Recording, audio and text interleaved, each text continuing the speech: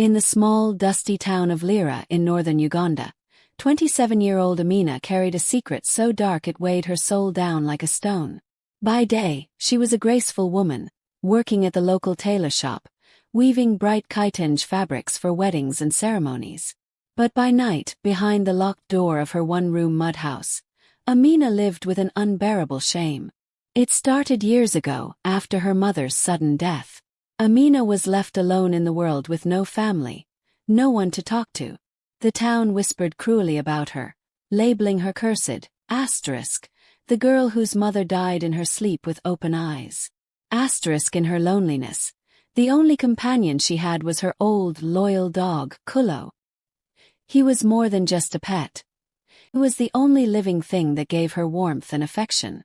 In her isolation, something inside Amina twisted. She began to confuse affection with something else. A dangerous, unhealthy attachment.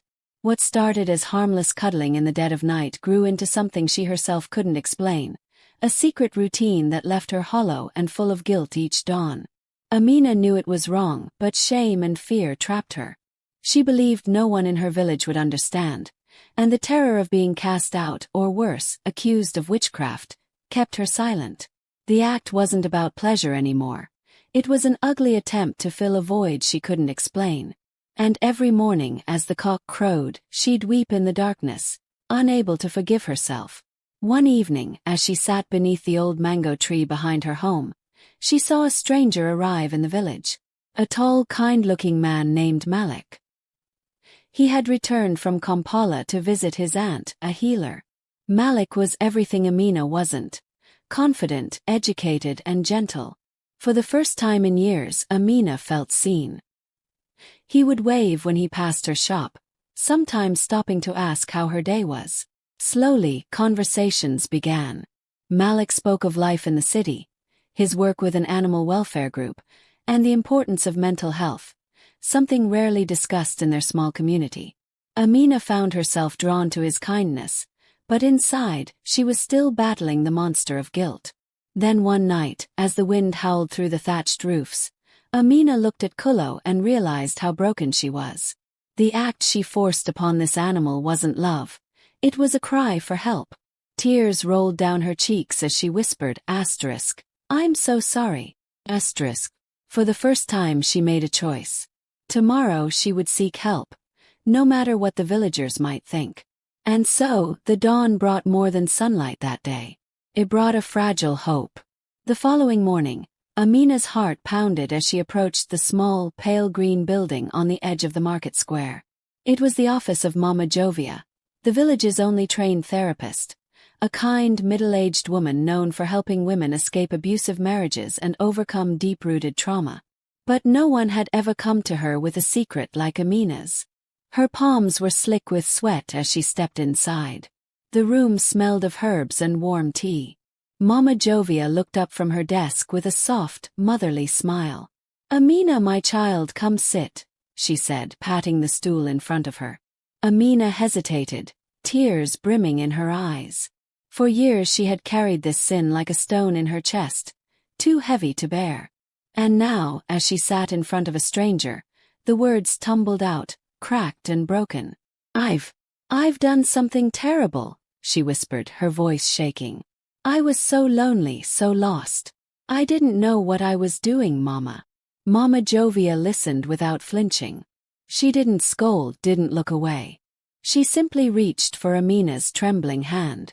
"Sometimes when we carry too much pain we lose our way," the old woman said gently. "But it's never too late to find your path again."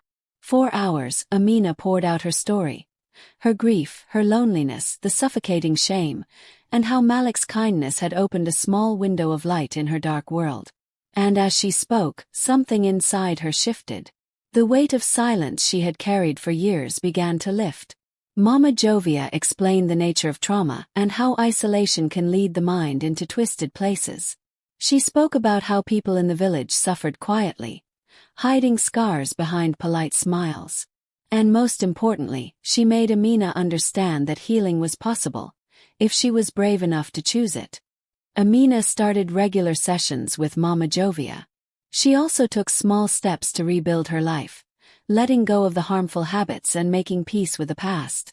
Kulo too was given to a kind family with children, where he could live happily, free of confusion and harm. One bright Saturday while walking through the market square, Amina bumped into Malik again. He greeted her with that same warm smile, asking how she'd been. This time, Amina looked him in the eyes without the old shadow of shame. "I'm getting better," she said, and meant it. Malik nodded, his eyes soft. "That's good, Amina. The strongest people are those who face their darkness and walk through it." As the weeks turned to months, they began to spend more time together, attending festivals, helping at the animal shelter Malik had set up nearby, and exchanging stories under the moonlight. And for the first time in years, Amina laughed without guilt. She was learning what real love felt like. As the months passed, Amina felt herself slowly transforming. The dark weight that had once suffocated her heart grew lighter with every sunrise. The days of hiding were over, replaced with new routines. Morning walks by the river, evenings spent chatting with Mama Jovia, and quiet afternoons helping Malik at his small animal shelter. Malik had a way of making the ordinary feel extraordinary. He would tell her about his dreams of building a center where abandoned animals and broken people alike could heal together. His kindness wasn't just in words but in the way he carried himself, never rushing, never judging, just quietly offering presence and peace. One evening, during a village celebration under a sky scattered with stars, Malik took Amina's hand as the drums played in the distance. The flicker of firelight danced in his eyes. "You know," he said softly, "you've become someone so strong, not because life was easy, but because you chose to rise from it." Amina smiled, the warmth in her chest unfamiliar, yet welcome. She had spent so long believing she was unworthy of love, convinced her past would forever haunt her. But now, standing here beneath the vast African sky, hand in hand with a man who saw her not for her mistakes, but for her courage, she felt free. In the months that followed, Malik and Amina's bond grew.